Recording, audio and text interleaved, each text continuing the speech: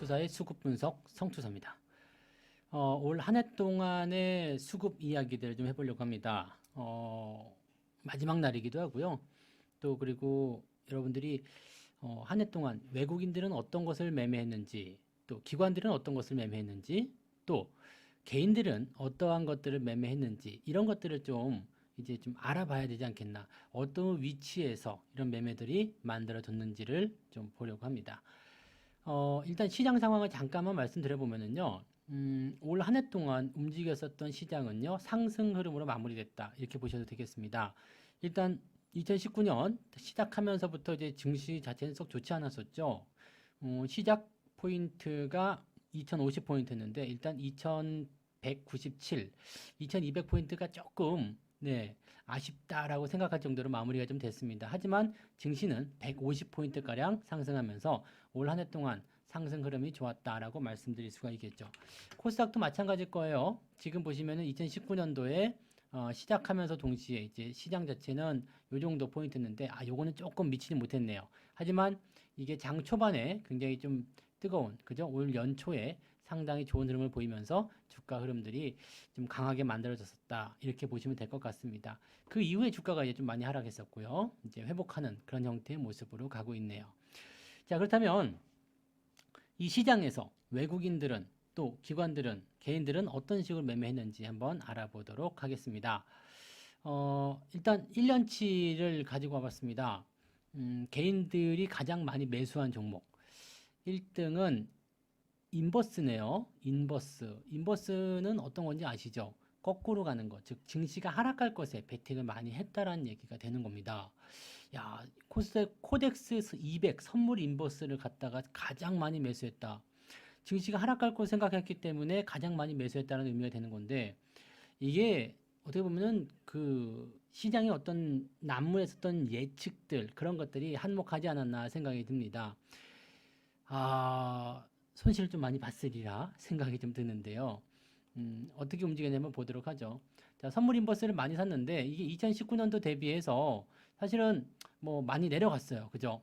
내려가면 좋은 게 아닙니까? 이게 아니라요. 인버스라는 것은 시장이 하락할 때 상승하는 부분이기 때문에 시장과 반대로 움직이겠죠. 지금 손실이 굉장히 많이 났을 거다라고 생각하시면 됩니다. 시장 하락 쪽에 베팅을 했었던 사람들이 손실을 봤을 것으로 생각되고 개인 투자자의 대부분이 여기에 물려있네 이렇게 보셔도 되겠네요. 그 다음에 KTNG를 많이 샀네요. KTNG 주가 역시도 현재 보시면 별로예요. 네, 1년치 평균으로 보더라도 많이 물려있는 형태의 모습이 현재 만들어졌네요. 자, 그 다음에 많이 산 종목은 셀트리온 헬스케어인데요. 사실 이 종목 같은 경우는 뭐 바이오 종목이기 때문에 말 안 들어도 아실 거라 생각합니다. 역시 손해가 굉장히 많이 커졌었을 테고요. 그 다음에 회복이 조금 되고 있지만 그렇게 썩 좋은 흐름을 보이지 못하고 있다. 이 말씀을 드려야 되겠네요.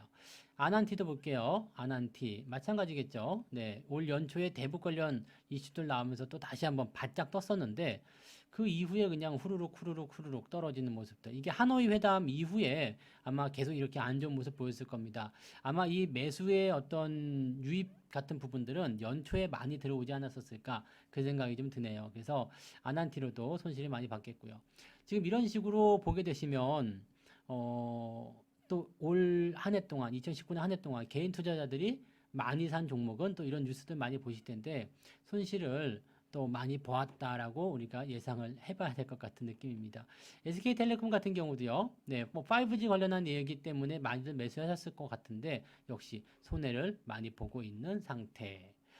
SK이노베이션도 볼게요. SK이노베이션 역시 마찬가지네요. 아우, 뭐 어쩜 이렇게 개인들이 매수한 종목들은 이렇게 손해를 많이 보고 있을까요? 네, 대신에 이제 순매도는 삼성전자, 하이닉스, 카카오, 셀트리온, 삼성전기, 네이버 같은 종목들인데 레버리지도 있고요. 네, 이런 것들은 또 많이 팔았네요. 상승은 매도하고 하락은 매수했는데 이게 시장이 반대로 뒤집어졌으니까 손실이 참 크지 않나 생각이 좀 듭니다.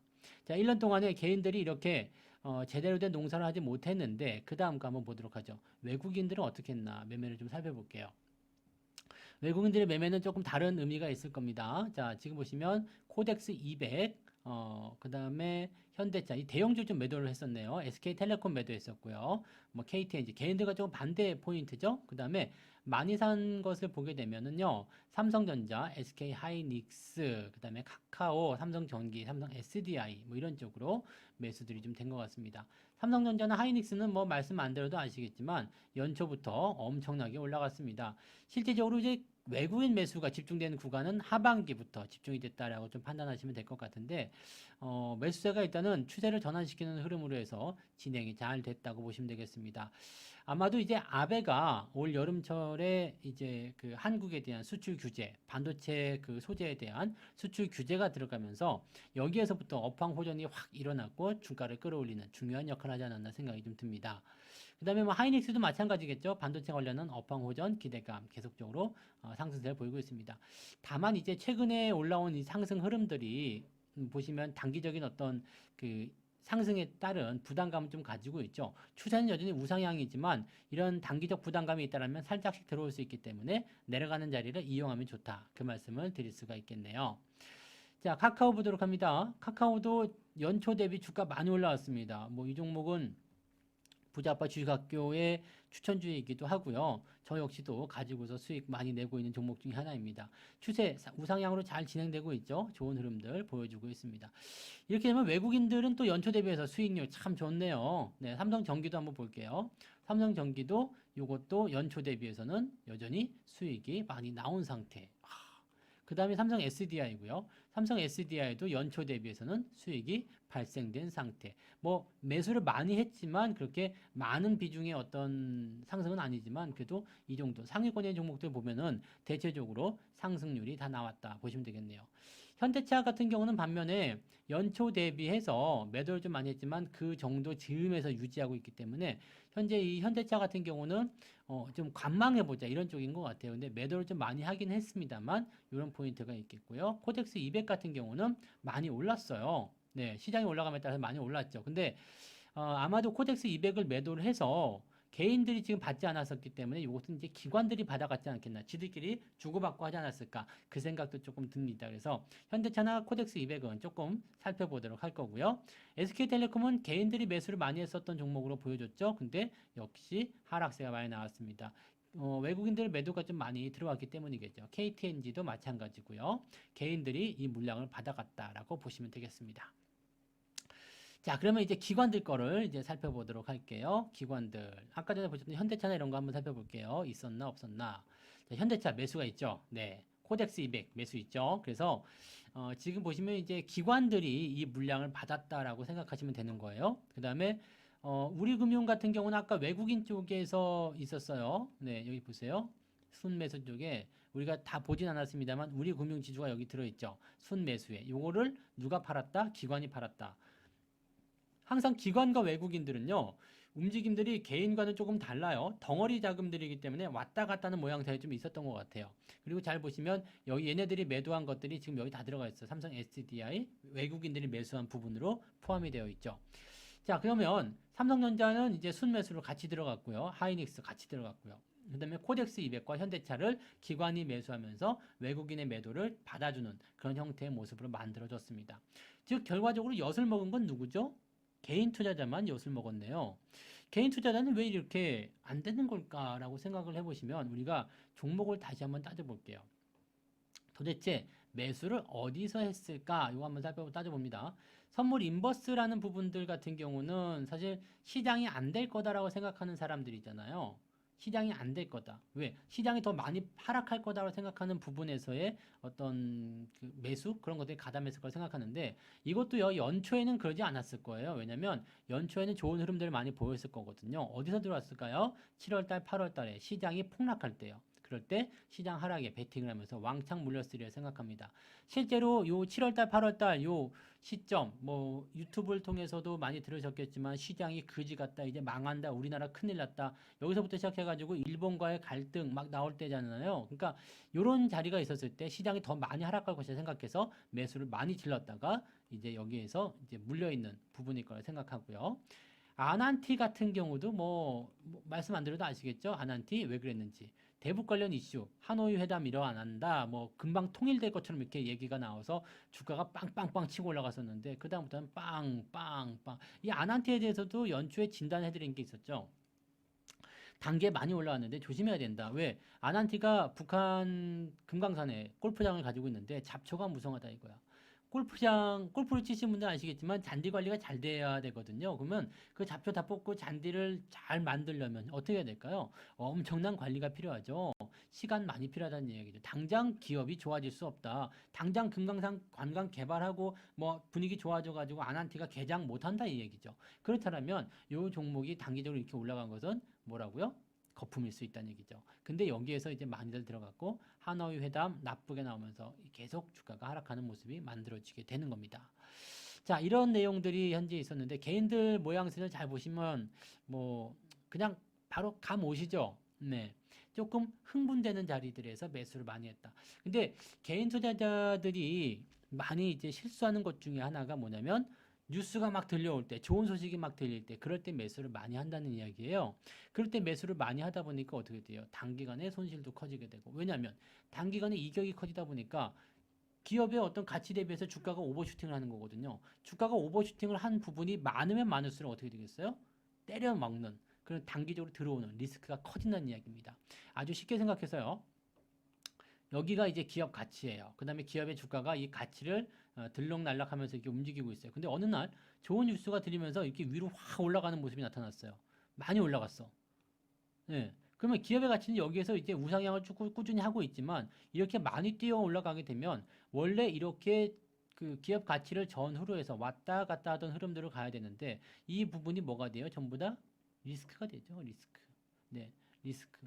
리스크라는 것은 곧 뭐예요? 내려갈 수 있는 확률. 주가가 이렇게 내려가게 된다면 이게 올라온 게 만약에 50%다. 그러면 내려가는 확률은 아래쪽 언더슈팅까지 비교해 봤을 때 70%가 넘을 수도 있습니다.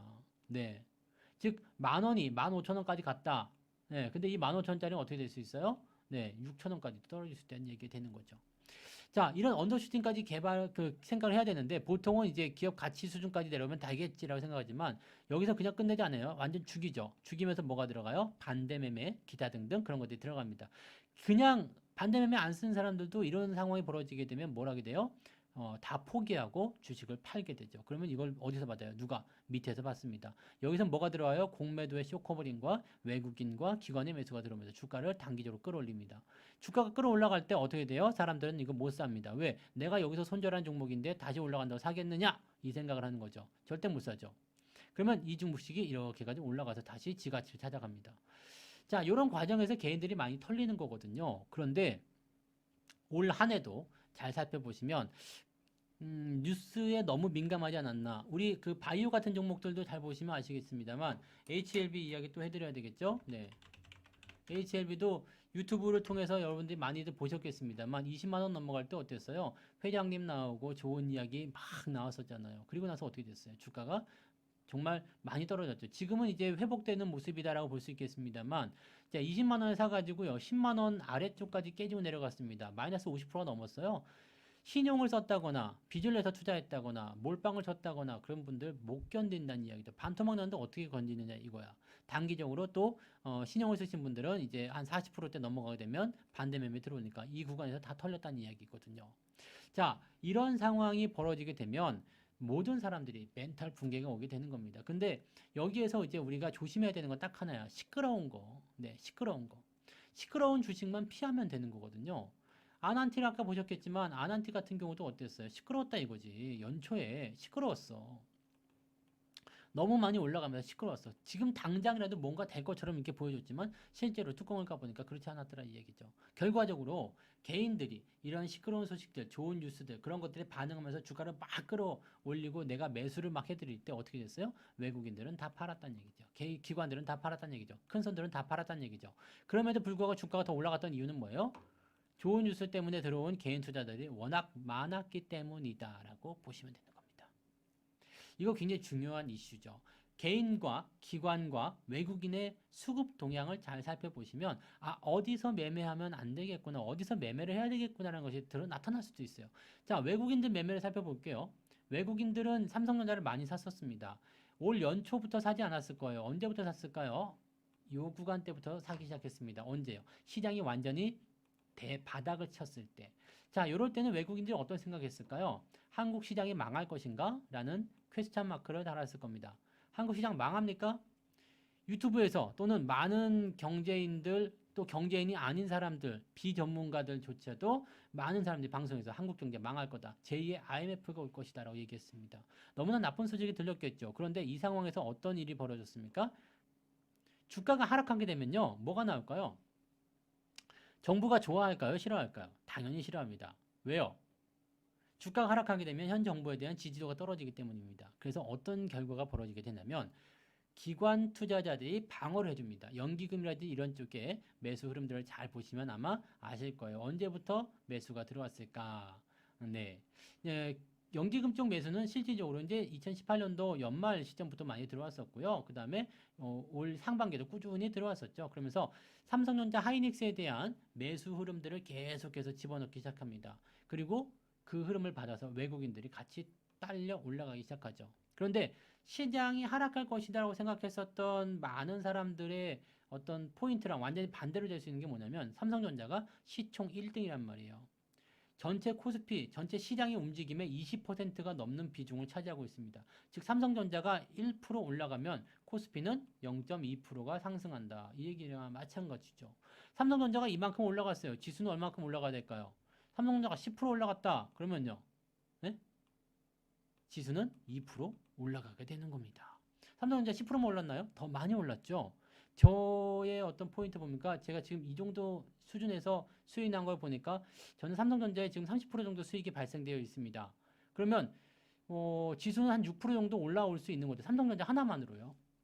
네, 이거 굉장히 중요한 포인트예요. 그래서 개인과 기관들, 외국인들의 수급 동향을 살펴보게 되면 얘네들이 어디서 매수했는지, 또 왜 여기서 매수했는지, 어떻게 매수했는지를 여러분들이 확인을 하실 수가 있게 된단 말입니다. 굉장히 중요한 이야기가 되겠죠. 자, 수급을 살펴보면서 시장을 파악하는 건 굉장히 중요합니다. 자, 올해는 개인 투자자들이 또다시 실패를 많이 했습니다. 손실을 많이 봤습니다. 그렇지만 외국인, 기관 또 이번 연도에 돈을 많이 벌었네요. 자, 이 부분도 여러분들이 꼭 지켜보셔야 되는 중요한 내용이라고 생각하시면 되겠죠. 자, 내년도에는요, 이렇게 좋은 뉴스에 반응하거나 흥분하거나 그렇게 하지 말고 외국인이나 기관들처럼 저점에서 지지가 되는 종목들을 찾아가는 것은 어떨까요? 바닥에 있는 종목, 골짜기에 있는 종목, 그런 종목들이 여러분들에게 희망이 될 겁니다. 그리고 늘 말씀드린 거지만 비관론자보다도 낙관론자가 항상 주식시장에서 돈을 벌었다라는 거 잊지 마시고요. 우리나라 시장에 대한 기대감을 계속적으로 가져가시기 바랍니다. 자, 올 연말 마무리 이렇게 해드리고요. 네, 내년도부터는 더 좋은 일들이 많이 발생되시기를 바라겠습니다. 자, 오늘 수급 분석 여기서 마치겠습니다. 고맙습니다. 본 방송에서 제공되는 모든 정보는 투자 판단의 참고 자료이며 투자의 최종 책임은 본 방송을 이용하는 본인에게 있습니다.